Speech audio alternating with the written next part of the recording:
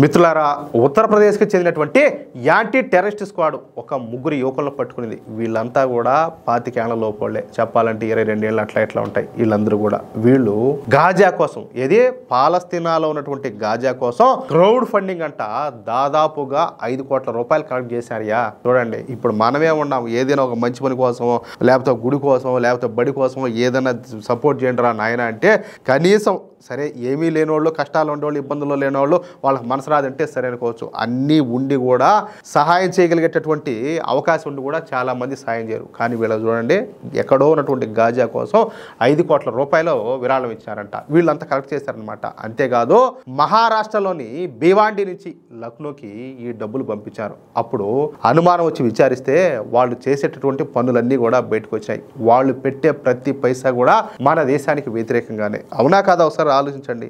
మీ చుట్టూ కూడా ఇలాగే గుట్టుగా యాక్టివిటీస్ అన్ని కూడా జరుగుతూ ఉంటాయి. మీ దృష్టికి అలాంటి ఏమైనా వస్తే ఖచ్చితంగా పోలీసులకు సమాచారం ఇవ్వండి. లేదంటే మీరే కదా వాళ్ళ చుట్టుపక్కల ఉండేది, ఫస్ట్ బలి అయిపోయేది మీరే.